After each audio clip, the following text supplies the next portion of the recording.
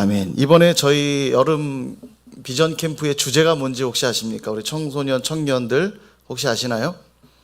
예, 올라오면서 봤을 거라 생각이 드는데요. 포스터가 이렇게 붙어 있는데, 저희 주제가 감동의 리부팅입니다. 리부팅. 예, 감동의 리부팅. 예, 오늘 그런 제목으로 말씀의 은혜를 나눌 건데요.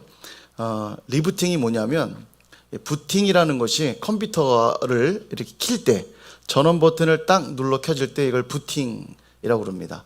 부팅이라고 하는데, 리부팅은 뭐냐면 다시 켜는 거예요. 다시 켜는 거. 설정이 바뀌었거나 어떤 환경이 바뀌어서 다시 처음부터 전원 버튼을 켜서 시작하는 작업을 리부팅이라고 해요. 아마 우리 청소년 청년들은 자주 쓰는 용어이기 때문에 금방 이해할 거라 생각이 들고요. 그런데 오늘 우리가 이제 리부팅을 하자는 거죠. 우리의 영혼이, 우리의 삶이 혹시 문제가 생겼고 이상이 있을 때 재정비하고 또 복구해서 다시, 마치 컴퓨터를 전원 버튼을 켜서 다시 켜듯이 우리의 영혼이, 우리의 삶이 다시 한번 하나님 앞에 켜지자는 이야기예요. 부팅하자는 얘기죠. 근데 이때 컴퓨터에 전원 버튼이 있든 우리는 무엇으로 리부팅을 하자는 거냐면 감동으로 하자는 거예요. 감동.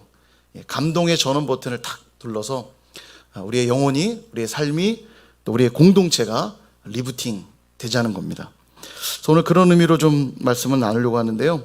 청소년 청년들에게 반드시 리부팅의 역사가 일어났으면 좋겠고요. 또 우리 성도님들에게도 동일한 그런 리부팅의 역사가 일어날 수 있기를 간절히 소망합니다. 우리가 예수를 믿게 되면 성령께서 우리 안에 거하시게 됩니다. 그래서 성령이 우리 안에 거하셔서 어떤 역사를 일으키시냐면 예수 그리스도가 나의 주인이시라고 하는 고백을 하게 하세요. 그래서 성령이 안에 거하시는 자들은 예수를 주로 고백하게 하신다. 그렇게 고린도전서 12장 3절을 우리에게 말씀합니다. 그러니까 내가 성령이 내 안에 계시는가 아닌가 어떻게 알 수 있냐면 예수님이 나의 주로 고백되는가 안 되는가, 이걸 보면 알 수 있는 거죠. 성령이 우리 안에 거하실 때 우리는 성령의 인도함을 받는 존재가 되고, 성령이 우리 안에 거하시기 때문에 나는 어떤 존재가 되냐면 주님이 거하시는 성전이 되는 것입니다. 주님이 내 안에 거하시니까요. 그리고 주님이 내 안에 거하시기 때문에 성전이면서 또 예수를 주로 모신 교회가 되는 겁니다. 몸된 교회잖아요. 주님의 몸된 교회. 내가 주님의 몸인 거죠. 지체이고 몸인 거예요. 그래서 나는 무엇이다? 성전이면서 교회다. 이해되시죠? 교회 그럼 딱 떠오르는 이미지가 어떤 건물만 떠오르는데, 교회는 건물이 아니에요. 교회 당이고 예배 당일 수는 있지만 건물은 그냥 교회당, 예배당입니다. 이 건물 자체가 교회는 아니에요. 교회는 뭐냐면 예수를 주로 고백한 자들이 교회고요. 또 주님이 그 안에 거하시기 때문에 그가 성전인 것이에요. 주님이 거하시는 성전. 자, 그런 의미에서 여러분 한 분 한 분 예수를 주로 모셨다면 여러분들은 무엇이라고요? 성전이면서 교회. 이거 잊으시면 안 돼요. 우리 각 개인이 성전이고 교회이면서 또 하나, 예수를 주로 모인 자들이 모여있는 그곳이, 주님이 그곳에 또 운행하시고 계시기 때문에 그 공동체가 또한 성전이고 그 공동체가 또한 교회인 것입니다. 그러니까 우리 각 개인이 성전이요 교회요, 그렇게 모인 우리가 성전이고 교회인 거예요. 그러므로 오늘 우리는 교회로 모여 있는 겁니다. 우리 청소년 청년들 이해되시죠? 이걸 기억하셔야 돼요. 나는 무엇이다? 성전이고 나는 교회다. 옆에 있는 친구에게 당신은 성전이며 교회입니다. 한번 말해주세요.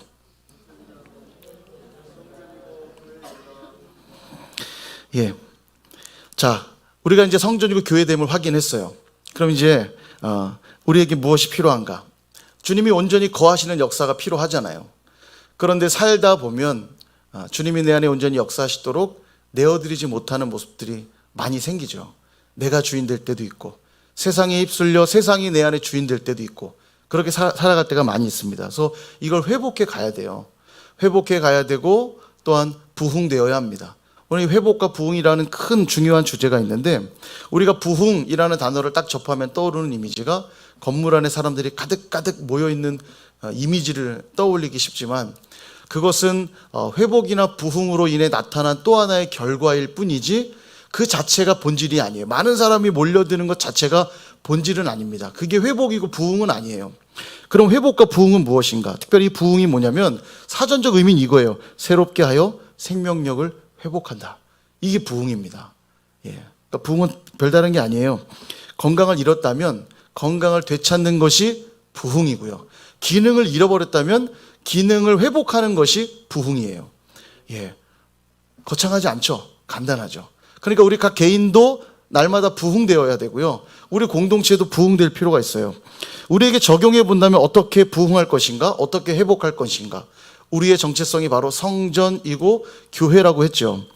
그렇다면 주님이 온전히 내 안에 계셔서 내 안에 역사하시는 것이 회복이고 부흥이라는 거예요. 그 자체가. 우리의 정체성이 성전이고 교회니까요. 이거를 경험하려면 무엇이 필요하냐면 성령께서 내 안에 강력하게 역사하셔야 된다는 거예요. 성령이 계셔야 예수를 주로 고백하게 되고 성령이 계셔야 성전으로서 교회로서 살아갈 수 있기 때문에 성령이 내 안에 역사하셔야 된다는 겁니다. 성령이 내 안에 역사하시기 위해 또 필요한 게 무엇인가? 하나님의 말씀이 우리 안에 또 충만해야 돼요. 성령의 사역 중에 가장 중요한 사역이 하나님의 말씀을 깨닫게 하시고 생각나게 하시고 그 말씀 따라 살게 하시는 사역을 하시거든요. 그러니까 하나님 말씀으로 충만해서 성령이 내 안에 역사할 때 우리 안에는 무엇이 경험된다고요? 회복이 경험되고 부흥이 경험된다는 것입니다. 그래서 이전에는 내 생각대로 살았고 세상의 흐름에 휩쓸려 살았다면 이제는 예수를 믿고 성령이 내 안에 거하심으로 하나님 말씀이 이제는 내 생각이 되고 하나님의 말씀이 내 삶의 원리가 되어서 성전으로 살게 되고 교회로 살게 된다는 것입니다. 그리고 그렇게 사는 자들은 부흥을 경험하는 거죠. 예, 아멘. 이 일이 가능해지게 우리가 결단할 게 무엇인지 오늘 본문을 통해 좀 나눠보려 하는데요. 이스라엘은 하나님이 선택하신 백성들입니다. 그죠? 하나님의 뜻대로 살기만 하면 복받은 자들임에도 불구하고 그들의 역사를 보면 말씀대로 살지 않을 때가 많았고 말씀의 원리대로 살지 않을 때가 많았어요. 결국 그 일로 이방 나라를 들어서 매도 맞고 혼도 나는 일들이 너무너무 많았고요. 그래도 되지 않자 결국 어디까지 가냐면 바벨론이라고 하는 나라를 들어서 완전히 멸망하는 자리까지, 완전히 심판받는 자리까지 가게 됩니다. 참 그러고 보면 우리가 정말 정신을 바짝 차려야 될 것 같아요. 하나님의 이 공의로우심은, 그분의 그 거룩하심은 예외가 없어요. 하나님 말씀대로 사는 자들에겐, 우리 여호수아 계속 묵상하고 있지만 생명과 복을 부어주시지만 그렇지 않을 때는 심판과 화를 우리가 받을 수밖에 없다는 걸 보게 됩니다. 완전히 멸망하게 되거든요. 근데 무엇보다 그들에게 가장 큰 충격은, 나라 잃은 것도 충격이었지만 더 큰 충격은 뭐였냐면 그들이 그토록 붙들고 의지했던 그 성전이 돌 위에도 돌 하나 남지 않고 완전히 파괴됐다는 것이 그들에게 너무너무 큰 충격이었다는 것입니다. 이처럼 하나님 말씀이 사라진 하나님의 백성은 아무런 의미가 없다는 거예요. 말씀이 사라지면 하나님 백성의 정체성은 가질 수가 없기 때문에 아무 소용이 없다는 겁니다.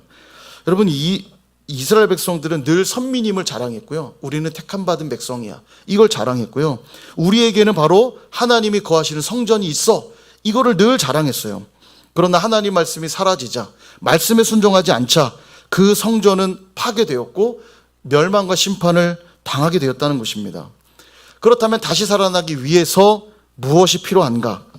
무엇이 필요하냐면 바로 하나님의 말씀의 회복이 필요하다는 거예요.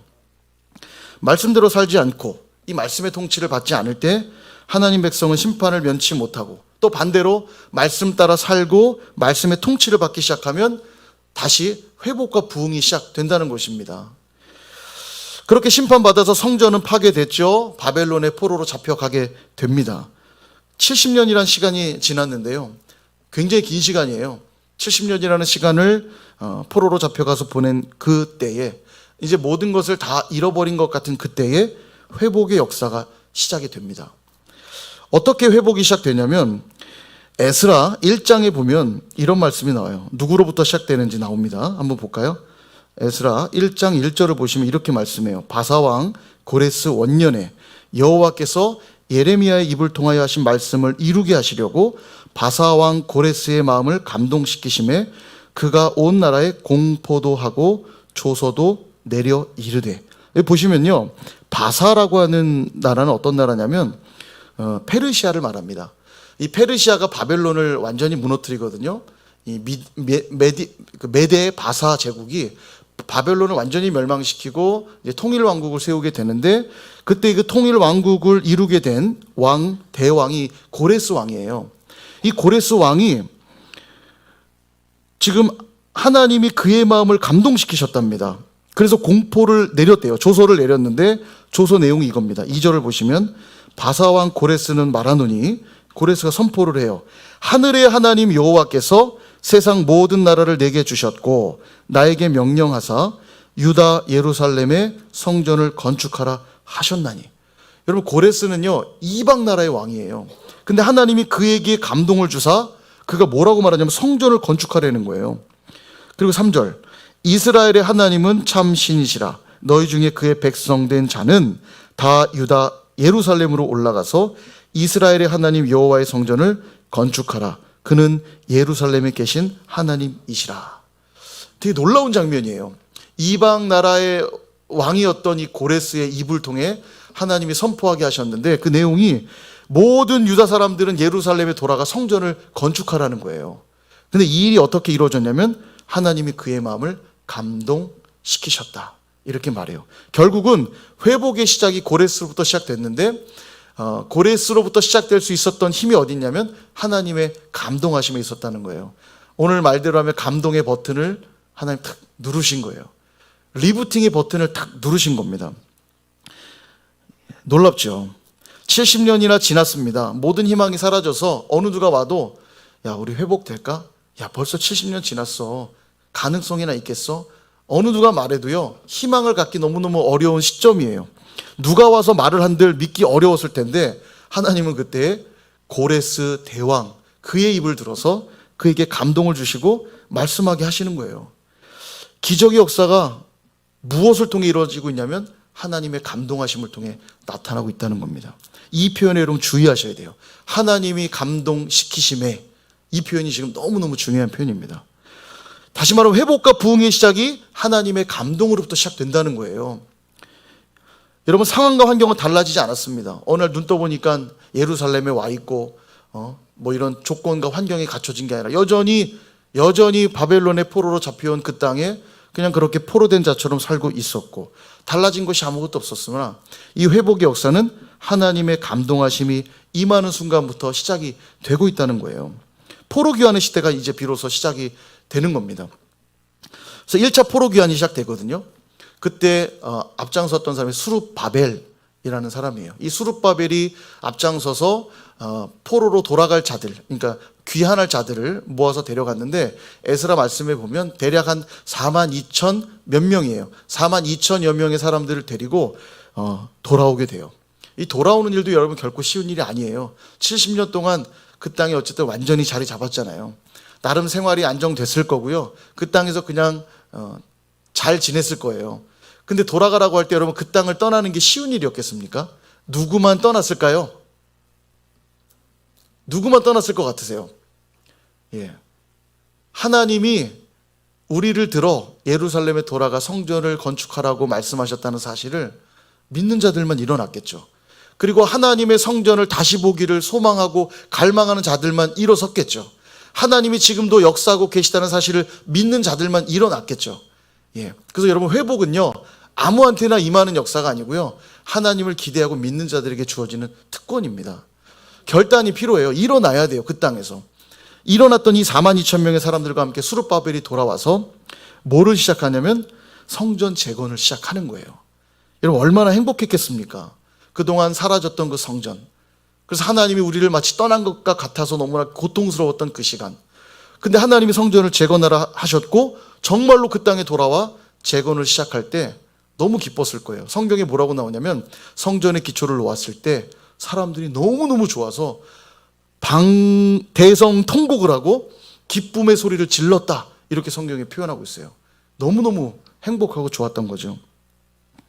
성전 재건, 하나님의 성전이 회복되는 것보다 더 기쁜 일은 없는 줄 믿습니다. 근데 언제나 그렇지만 방해 세력들이 나타나요. 마귀는요, 성전이 재건되고 교회가 회복되는 걸 기뻐할 리가 없습니다. 어떻게 해서든 성전을 무너뜨리고 교회를 무너뜨리는 게 사단이 늘 목표하는 바예요. 여기도 지금 방해 세력들이 나타나요.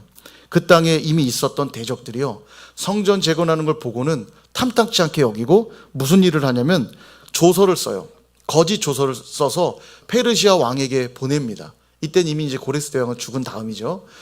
조서를 쓰는데 뭐라고 쓰냐면, 이 땅에 돌아온 저들이 당신에게 반역하려고 지금 저렇게 건물을, 성전을 지어 올리고 있습니다. 당신에게 반역을 하려고 그러고 있으니 빨리 이거 내버려 두면 안 됩니다. 이런 조서를 써요.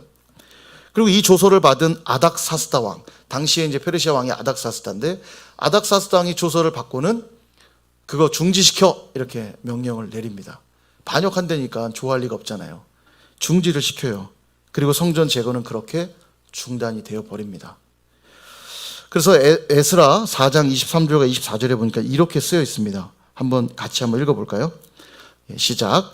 아닥사스다 왕의 조서 초본이 루훔과 서기관 심세와 그의 동료 앞에서 낭독되매 그들이 예루살렘으로 급히 가서 유다 사람들을 보고 권력으로 억제하여 그 공사를 그치게 하니, 이에 예루살렘에서 하나님의 성전 공사가 바사왕 다리오 제2년까지 중단되니라. 가슴 아픈 역사예요. 기쁨으로 성전 재건 시작했거든요. 근데 방해 공작이 시작되니까 금방 주저앉고 맙니다. 중단이 돼요. 이때로부터 다리오 2년까지 중단됐다고 했는데, 이 시간이 간격이 얼마나 되냐면 15년 정도 돼요. 그러니까 15년 정도를 성전 재건을 멈추게 되는 거예요. 15년 정도 지났으니까 15년 동안 어땠을 것 같아요?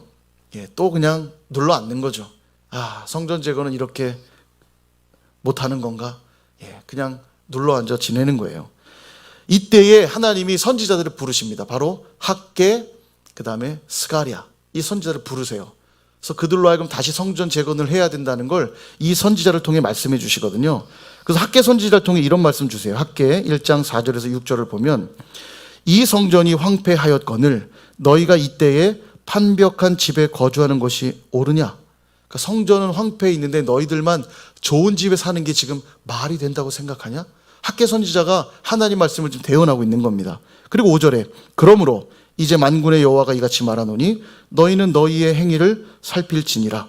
성전 재건 다시 하라는 겁니다. 그렇지 않으면 6절 보세요. 너희가 많이 뿌릴지라도 수확이 적으며 먹을지라도 배부르지 못하며 마실지라도 흡족하지 못하며 입어도 따뜻하지 못하며 일꾼이 삭슬 받아도 그것을 구멍 뚫어진 전대에 넣음이 되느니라.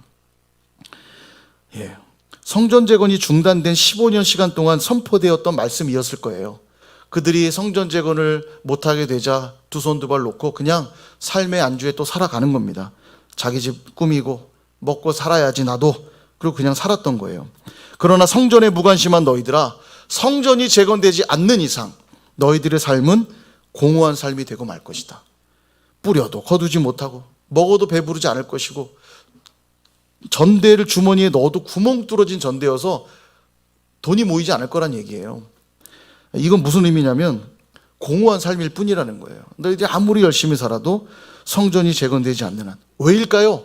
그들의 정체성이 성전이고 교회이기 때문이에요. 성전되고 교회된 자들이 성전으로 회복되고 교회로 회복되지 않는 한 살아도 사는 게 아닌 것 아닙니까?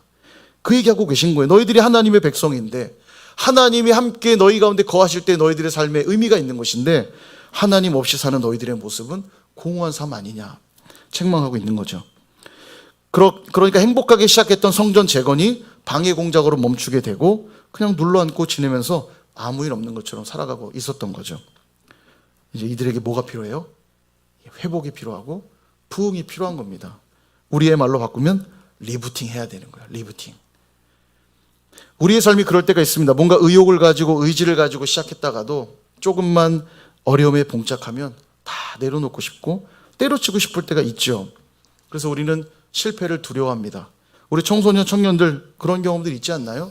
아직 인생을 많이 살지 않았지만 아마도 공부할 때도 그렇고 친구들과 관계 맺을 때도 여러 가지 살면서 그런 경험들이 있을 거라는 생각이 들어요. 조금 어려워지면 그만하고 싶고 짜증나고 그럴 때 있을 것 같아요. 실패를 두려워합니다. 그러나 정말로 두려워해야 될 것은 실패가 아니에요. 실패가 두려워 아무것도 하지 않는 것이야말로 우리가 정말로 두려워해야 될 거라는 거죠. 사실 실패는 배움의 한 과정일 뿐입니다. 여러분, 실패를 통해서 우리는 그냥 또 새로운 걸 하나 배우는 거예요. 그렇지 않나요? 여러분, 다 한 모든 일이 성공해서 오늘 이 자리까지 오셨나요? 그렇지 않잖아요. 우리 어른들은 너무 잘 아실 겁니다. 수많은 인생의 실패를 경험했지만 그 실패를 통해 오히려 배울 수 있었고, 그 실패를 디디어서 오늘 이 자리까지 오신 거 아닌가요? 그죠? 우리 청소년 청년들 잊으시면 안 돼요. 여러분 인생에 앞으로도 많은 실패들이 있을 수 있습니다. 여러분을 두렵게 하는 일들, 방해 공작들이 많을 수 있어요. 예. 근데 그때마다 실패하지 않으려고 안 하는 인생이 돼서는 안 되고 담대하게 앞으로 나아가야 돼요. 오늘 에디슨의 예화는 너무 잘 알려져 있잖아요. 필라멘트 개발하려고 1000번의 실패를 했다고 그래요. 그리고 결국 개발했을 때 기자들이 질문했답니다. 1000번의 실패를 했는데도 어떻게 포기하지 않고 끝까지 그렇게 개발에 몰두할 수 있었습니까? 질문하자 에디슨이 이렇게 대답했대요. 저는 1000번 실패한 적 없는데요. 저는 1000번 실패하지 않았는데요. 다만 1000번의 배움이 있었을 뿐입니다. 이런 얘기했대요. 그러니까 이렇게 해보니까 안 되니까 이렇게 해보고, 이렇게도 안 되니까 이렇게 해보고 1000번의 배움을 통해서 개발했다는 거예요. 그래서 그가 한 유명한 말, 실패는 성공의 어머니. 예, 아버지는 아닌 것 같아요. 어머니. 실패는 성공의 어머니다. 참, 예, 명언이죠. 명언입니다. 영적인 일도 동일하다는 거예요. 우리가 바른 길로 가려고 하면요, 사단이 가만두지 않습니다. 끊임없는 방해 공작들을 던져 넣어요. 저는 그 역사가 오늘날 참 더 심하다는 생각이 들어요. 제가 나중에 한번 보여드릴 건데요. 세계 역사의 그 종교의 변화가 어떻게 일어나는가를 만든 영상이 있어요. 되게 재밌습니다. 색깔로 기독교는 흰색, 공산주의는 빨간색, 이슬람은 녹색 이렇게 해가지고 색의 변화로 예수님 당시 시대부터 쫙 시간을 아주 빠르게 막 흘러가게 하고 색깔이 이렇게 어떻게 변하는지 보여주는 장면인데요. 보면은 기독교가 전 세계로 퍼져나가는 것과 함께 이슬람이 꽤 많이 이렇게 번져나가는 모습 볼 수 있거든요. 요즘 뭐 아프간 사태도 그렇고요. 저는 그렇게 생각해요. 우리 청소년 청년들이 앞으로 여러분이 상대해야 될 대상 중에 하나는 분명 이슬람일 겁니다. 예, 이슬람인데 점점 수많은 여러분 신앙을 지켜나가는 것이 쉽지 않은 그런 여러 가지 여건들이 참 많아지는 시대 속에 있어요. 회복과 부흥을 향한 발걸음을 사단이 내버려 둘 리가 없다는 겁니다. 수단과 방법 가리지 않고 성전되고 교회된 우리의 회복과 부흥을 계속 방해하려 들 것이에요. 내가 좀 말씀대로 좀 살아보려고 하고 좀 기도 좀 해보려고 하고 예배 좀 드리려고 하면 장담컨대 여러분 많은 일들이 벌어질 겁니다. 쉽지 않을 거예요. 우리 청소년 청년들 꼭 기억하세요. 예, 그죠? 시도도 안 해서 잘 모르나요? 예, 어떠신가요? 한번 시도해 보세요. 이상하게 방해들이 생겨요. 어려운 일들이 생깁니다. 예. 그러다가 성전 재건의 역사가 중단되면 이스라엘 백성들처럼 에휴 그래 뭐 한다고 되니 하고 자기도 모르게 손 놓게 되는 일들이 있는 거예요. 점점 이게 반복되면요 무기력해지기 시작하고 자포자기가 되는 것이에요. 아무것도 하고 싶지 않은 상태가 돼버려요. 예, 그게 제일 무서운 상태죠. 그러나 우리는 교회의 회복과 부흥을 결코 포기해서는 안 된다는 것입니다. 왜냐하면 그것 자체가요 성전으로 살고 교회되는 것 자체가 우리 삶에 너무너무 중요한 의미예요. 우리가 성전이 되고 교회 될 때에만 삶에 행복이 있고 의미가 있다는 것입니다. 그래서 너무너무 중요하다는 거예요. 이것이요 성전되고 교회된 우리가 회복되고 부흥하는 것이 가장 우선순위에 있어야 된다는 것입니다. 제가 예전에 삼성에서 신우회 사역을 한 적이 있어요. 삼성은 요즘은 좀 이제 나아졌지만 예전에 노조도 없었고 그리고 이 사원들끼리 무슨 모임을 만들 수가 없어요. 예, 그런 걸 다 이제 무노조 원칙이라고 해서 삼성이 한참 유명했잖아요. 노조도 없고 다 통제하는 시스템이었을 텐데요. 투철한 기독 정신을 가진 우리 기독인 몇몇 사람들이 신우회를 만든 겁니다. 예, 그래서 이제 모임을 하는데 그 삼성의 그 보안팀이 있거든요. 제가 얘기 들어보니까 보안팀이 감시예요. 그런 모임을 만들면 감시를 하는데 이 사람들이 얼마나 무섭냐면 한 달에 한 번씩 CD를 갖다 줘요. 이렇게 예, 다 감찰하고 있는 촬영된 CD를 딱 줘요. 내가 너 다 보고 있어 이런 거예요. 쓸데없는 짓 하지 마 이런 겁니다. 무섭죠? 예, 전 중국만 무서운 줄 알았는데 제가 중국에서 그때 막 돌아왔을 때인데 야, 한국에도 이런 곳이 있구나. 이제 놀랐어요. 그럼에도 불구하고 예배하겠다고 이분들이 모이는 거예요. 예전에 신우회가 많이 모였다가 한번 다 무너졌더라고요. 흩어졌다가 다시 회복해야 된다고 생각하고 이 삼성 직원들이 이렇게 모이신 거예요. 그래서 제가 그때 다시 신우회 모임에 갔을 때는 한 10분 정도가 나오고 계시더라고요. 근데 되게 정말 헌신된 분들이에요. 그 어려운 와중에도 예배하겠다고. 삼성 그 회사 안에서는 모임을 못 가지니까 그 회사 근처에 장소를 하나 얻어가지고 예배를 드리는 거예요. 일주일에 한 번. 제가 이제 그 모임을 섬기러 다녔었는데 너무너무 귀하죠. 근데 제가 이분들한테 얘기를 들었는데요. 이 삼성이 우리나라 뭐 최고의 기업이죠. 뭐 프로젝트 하나 딱 정하면 뭐든지 내놓으면 다 대박이 납니다. 돈을 벌죠.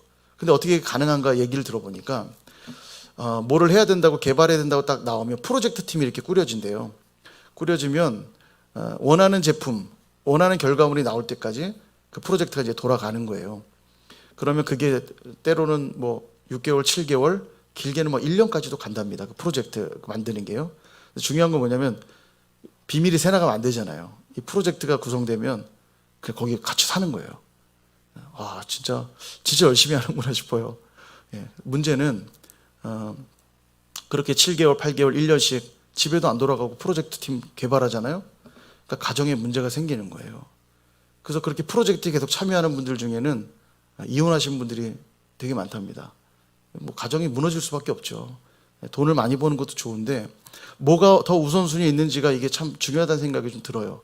실제 얼마나 이분들 돈을 많이 받냐면 다 차지하고, 제가 이 얘기 듣고 깜짝 놀랐어요. 마지막에 연말 보너스 받는데 연말 보너스가 웬만한 회사의 연봉보다 많더라고요.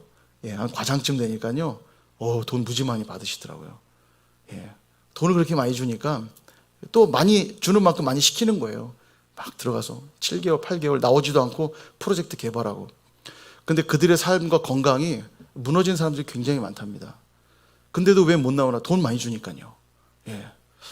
들으면서 좀 안타까웠어요. 모두의 얘기는 아닐 겁니다. 어떤 일부분의 얘기일 수 있지만 저 이제 우선순위에 대한 말씀을 좀 드리는 거예요. 무엇이 내 삶에 정말 중요한가? 우선순위에 따라 우리는 거기에 맞춰 어떤 삶의 내용들이 결정되게 되어 있죠. 우리가 영적인 일도 이럴 때가 있어요. 무엇이 더 중요한지 우선순위를 잘 두지 않으면요, 우리의 삶이 무너지게 될 수 있는 겁니다.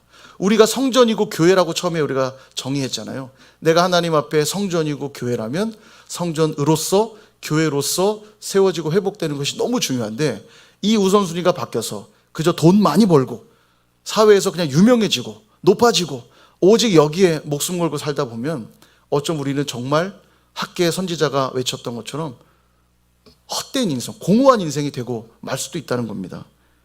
그러므로 뭐가 필요하냐면 성전되고 교회된 우리의 모습이 회복되는 게 필요하다는 거예요. 사랑하는 여러분, 성전되고 교회된 우리에게 가장 중요한 게 뭘까요? 성전으로 세워지고 교회로 회복되는 것. 이게 가장 중요한 일이라는 것을 여러분 반드시 기억하실 수 있기를 바랍니다. 이처럼 성전 제거는 너무나 중요한 일이라고 이 스가랴 선지자도 독려를 하는데요. 오늘 본문이 바로 그 말씀이에요. 6절을 다시 한번 보실까요? 6절 말씀 같이 한번 읽어보겠습니다. 시작. 그가 내게 대답하여 이르되 여호와께서 스룹바벨에게 하신 말씀이 이러하니라. 만군의 여호와께서 말씀하시되 이는 힘으로 되지 아니하며 능력으로 되지 아니하고 오직 나의 영으로 되느니라. 아멘. 이 성전 제거는 힘으로 되는 것도 아니고 능력으로 되는 것도 아니고 무엇으로만 된다? 오직 나의 영. 이 나의 영이 뭡니까? 성령을 말하죠. 성령으로만 된다는 거예요. 여러분, 이 표현을 조금 바꾸면 이렇게 말할 수 있어요. 하나님의 감동하심으로만 가능하다. 성령이 하나님의 영에 통달되신 하나님의 영이시잖아요. 성령으로만 된다는 말씀은 또 다른 말로 하나님의 감동하심으로만 되는 일이다. 그렇게 말씀하고 있는 거예요. 기억하실 겁니다. 오늘 성전 재건이 무엇으로 시작되었죠? 고레스 왕에게 하나님이 그 마음에 감동을 주사 그를 감동케 하사 성전 재건의 역사가 시작이 되었죠.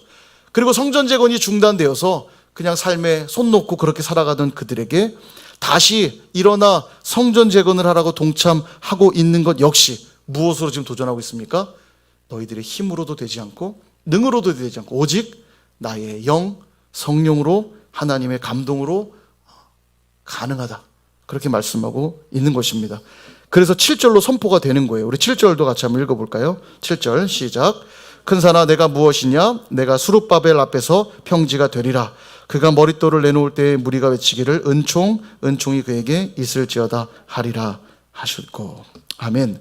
큰 산도 수룹바벨 앞에서는, 이 수룹바벨이 대표였잖아요. 그래서 새롭게 세워진 성전의 이름이 수룹바벨 성전이에요.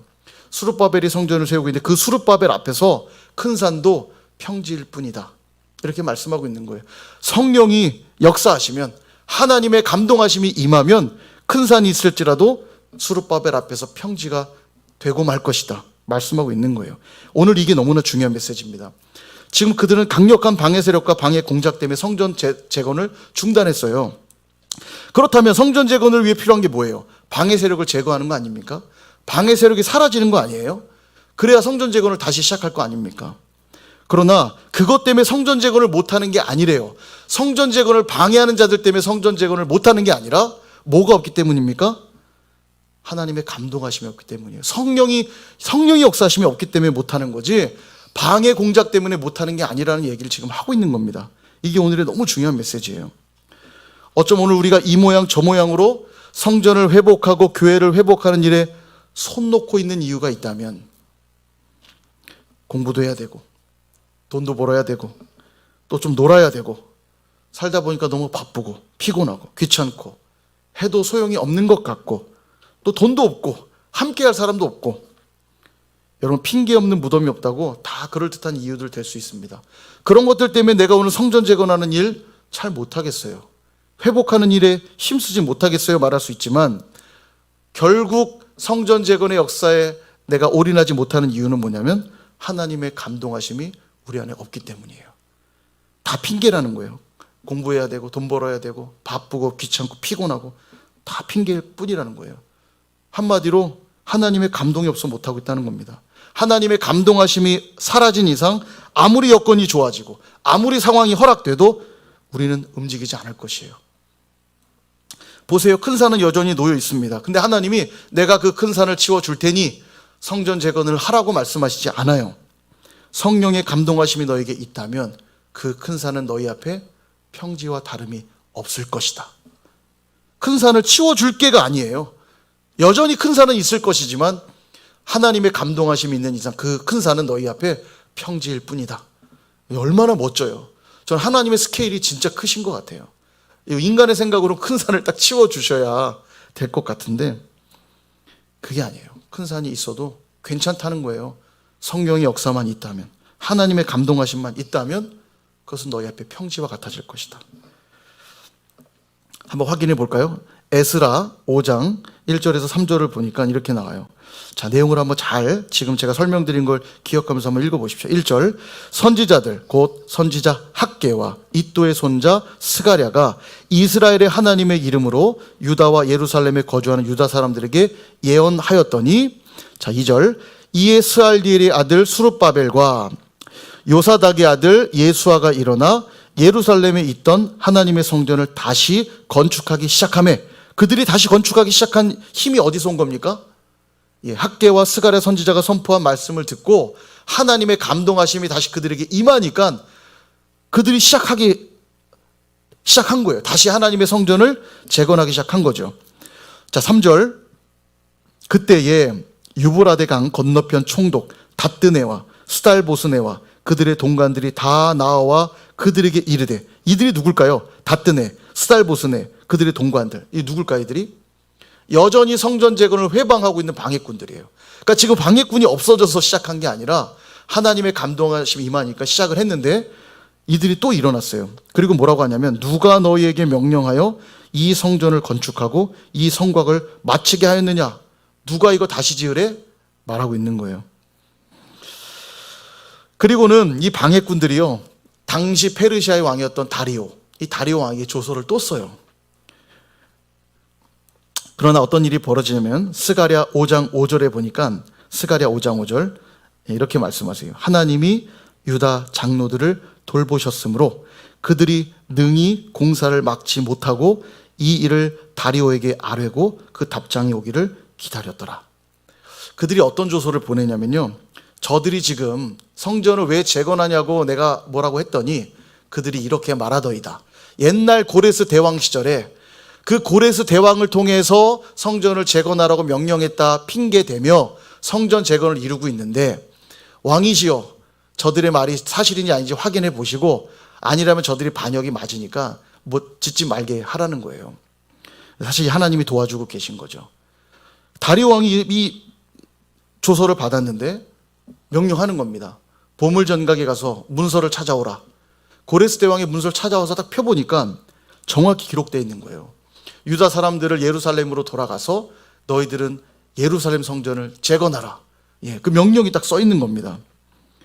그리고 거기 있는 문서를 확인하고는 그들에게 성전 재건을 허락하고 그 보물 전각 안에 있는 보물들까지 다 보내주라고 명령해요. 하나님이 놀랍게 역사하시는 거죠. 그래서 에스라 6장 7절에 이렇게 말씀합니다. 하나님의 성전 공사를 막지 말고 유다 총독과 장로들이 하나님의 이 성전을 제자리에 건축하게 하라. 누구의 입을 통해 선포되는 겁니까? 다리오 왕을 통해 선포되는 거예요. 이방 왕을 통해. 너무 놀랍죠. 하나님이 말씀하시는 것처럼 그들이 마음껏 성전을 건축할 수 있도록 허락하라는 거예요. 절대 막지 말라는 거예요. 감동 아닙니까? 분명 얼마 전까지만 해도 손 놓고 포기하며 살았는데 하나님의 감동하심이 임하자 재건을 시작했고, 그 일로 하나님이 대적들을 멸하시고 필요한 재정도 채우시고 성전에 있는 기물들까지 모두 제자리로 돌려놓으시는 기적을 행하고 계신 겁니다. 그러고 보면 늘 순서가 이래요. 내가 이렇게 준비해 줄 테니 한번 해볼래? 가 아니라 하나님 늘 먼저 너희가 행하면, 믿음으로 도전하면 내가 모든 것을 해주겠다고 말씀하시는 이 순서를 보게 됩니다. 왜 그렇게 하시냐면요, 우리의 믿음을 보시는 거고요, 이 일이 하나님이 하시는 것이라는 걸 보여주시려고 그렇게 하는 거예요. 그러니까 여전히 우리 앞에 큰 산이 놓여있는 상황들은 여전할 겁니다. 그 큰 산 하나 넘어도요, 그 다음에 또 다른 산이 또 기다릴 거예요. 끊임없이. 그렇다면 큰 산이 없기를 기대하는 것보다 우리에게 정말 필요한 게 뭘까요? 그 큰 산이 평지처럼 여겨질 수 있도록 오늘도 하나님의 감동하심이 필요한 거예요. 오늘도 하나님 앞에 엎드려 하나님이 주시는 그 감동으로 충만해질 때, 우리 안에 계신 그 성령으로 충만해질 때 여전히 큰 산이 놓여 있는데도 그 큰 산을 평지처럼 여기며 회복과 부흥의 역사를 향해 우리가 한 걸음 한 걸음 나갈 수 있게 된다는 것입니다. 사랑하는 여러분, 특별히 우리 청소년, 청년 여러분, 기억하십시오. 오늘 우리에게 필요한 건요, 돈도 아니고요, 스펙도 아니고요, 인맥도 아닙니다. 요즘 청소년, 청년들이 이런 것들에 되게 목매잖아요. 우리 집안이 형편없어요. 나는 돈이 없어요. 나는 스펙이 없어요. 이야기하면서 이 시대를 살기 너무 어렵다고 얘기 많이 합니다. 물론 무시할 수 없습니다. 이것들도 중요한 것일 수 있지만 정말로 우리에게 필요한 건 뭘까요? 하나님의 감동하심이 있어야 돼요. 이것만 있으면요, 아무것도 없는 인생 같지만 하나님이 다 필요한 걸 채워주세요. 오늘 여러분 보셨잖아요. 이방 왕을 들어서라도 필요한 보물들을 보내시고 필요한 재료들을 보내시고 필요한 것들을 채워서라도 성전을 재건하라 이야기하며 성전 재건을 가능하게 하시는 하나님을 보고 있지 않습니까? 여러분, 하나님의 이 감동하심이 필요해요. 그러고 떠올려 보니까 제 어릴 적 기억이 문득 나요. 제가 이제 음악에 대한 얘기 많이 드렸잖아요. 좀 음악 교육 같은 걸 받은 적도 없었고, 근데 제 마음에 늘 그 뜨거운 열망, 주님을 너무너무 찬양하고 싶고, 막 그 열망이 너무 뜨거우니까 막 교회 가면 맨날 되는 대로 안 되는 대로 피아노도 쳐보고, 형들이 기타 치고 있으면 옆에 가서 보면서 배우기도 하고 따라치기도 하고, 또 막 드럼 치는 형들 가면 너무 보기 좋아서 또 구경하고 뒤에서 흉내도 내보고. 근데 너무너무 막 사모함이 크니까 막 하게 되더라고요. 근데 이제 결과적으로 시간이 많이 지나서 보니까 하나님 제게 선물로 다 주신 것들을 보게 돼요. 제가 어디 학원 하나 제대로 다니지 않았지만 하나님 저로 찬양할 수 있도록 필요한 사람들도 붙여주시고 필요한 환경들도 때론 열어주시고, 전 집에도 악기가 하나도 없었거든요. 그러니까 피아노 치고 싶어도 갈 데가 없으니까 교회는 버스 타고 30분씩 가야 되지. 근데 갈 데는 없고 아버지 때문에 뭐 마음껏 교회를 왔다 갔다도 못하니까 동네 교회란 교회는 다 들어가서 피아노도 쳐보고 막 쫓겨도 나보고 했지만 막 그랬어요. 너무너무 막 사모하는 마음들이 있으니까. 근데 결국 하나님이 그렇게 제 마음에 감동하시는 그 은혜에 따라 제가 했을 때 제게 선물로 주신 것들이 참 너무 많다는 걸 제가 떠올려 보게 됐습니다. 여러분, 아까 말씀드린 뭐 돈, 스펙, 인맥 다 필요해요. 그러나 정말 필요한 게 하나님의 감동하심이라는 걸 꼭 기억하시길 바랍니다. 그 성령께서 오늘도 내 마음을 터치하시고 내 생각을 바꾸시고 내 삶을 인도하실 때 기적이 일어나는 거예요. 회복이 일어나고 부흥이 일어나는 겁니다. 그것만 있으면 여전히 우리 삶에는 큰 산이 놓여 있지만 괜찮아요. 그것을 평지로 여기며 담대히 나갈 수 있다는 것입니다. 우리는 지금 코로나 팬데믹을 보내고 있어요. 그리고 이것이 해결되기만을 또 간절히 바라고 있습니다. 해결되기 원하시잖아요. 그죠? 우리에겐 이것이 큰 산이에요. 코로나라고 하는 큰 산 앞에 서 있습니다. 근데 질문하고 싶어요. 정말 코로나가 문제입니까? 코로나라고 하는 큰 산 때문에 정말 하나님을 섬기는 게 힘드세요? 질문해 봐야 돼요. 이 큰 산 때문에, 이 코로나 때문에 부흥과 회복이 어렵냐고 여쭙는 겁니다. 하나님의 감동하심이 없기 때문 아닙니까? 코로나는 그저 핑계이고 큰 산이 있어서 저 못하겠어요. 15년간 성전 재건이 중단되었던 것처럼 그냥 나는 먹고 살고 할 일 하면서 그냥 그렇게 지낼게요. 코로나가 해결될 때까지. 여러분, 코로나가 해결되면요, 뭐 탄탄대로가 펼쳐질 것 같죠. 코로나 끝나면 코로나보다 더 무서운 큰 산들이 우리 앞을 또 가로막을 겁니다. 언제까지 큰 산만 치워지기를 기대하실 겁니까? 큰 산이 문제가 아니라 하나님의 감동하심이 필요한 거예요. 에디슨이 아까 얘기 나왔지만 에디슨은 이런 말도 했습니다. 천재는 99%의 노력과 1%의 영감으로 이루어진다. 우리가 늘 99%의 노력에 집중하는데요, 사실은 이 1%의 영감이 너무 중요한 거예요. 아무리 열심히 최선을 다해서 99%를 노력해도요, 1%의 영감이 있지 않으면 그는 위대한 일을 해낼 수 없는 거예요. 그런 점에서 노력하는 일도 중요하지만 정말 중요한 건 오늘 내 안에 1%의 영감. 오늘도 성령의 감동하심이 내 안에 충만할 때 생각지도 않은 놀라운 길들이 열리는 것이고요, 놀라운 기적들이 일어나게 된다는 것입니다. 오늘 학개와 스가랴 선지자를 통해 선포된 이 말씀으로 인해 성령의 감동이 임하자 수룹바벨이 일어났고 여러 장로들이 일어났고 백성들이 전부 다 일어나 뭐를 시작해요? 성전 재건 시작한 겁니다. 여전히 방해 공작이 있었지만 하나님의 감동하시자 일어난 거예요. 우리에게도 필요합니다. 하나님의 감동하심이. 이 감동하심을 덧입기 위해 무엇을 해야 될까요? 하나님의 말씀으로 충만해져야 돼요. 매일매일 그 말씀으로 인도함 받는 시간들이 필요하다는 겁니다. 그렇게 매일의 삶 속에 성령이 주시는 감동으로 살게 되면 여전히 우리 앞에 산이 있을지라도 여호와 앞에서 평지가 되리라. 우리는 선포하며 회복과 부흥을 향한 삶으로 살아갈 수 있게 될 줄로 믿습니다. 이제 2021년 몇 개월 안 남았어요. 이제 9월이 시작되잖아요. 이번 주 수요일에 또 첫날 새벽 소원 예배가 있습니다. 이따 광고 드리겠지만 9월을 또 기대하면서 시작해야 돼요.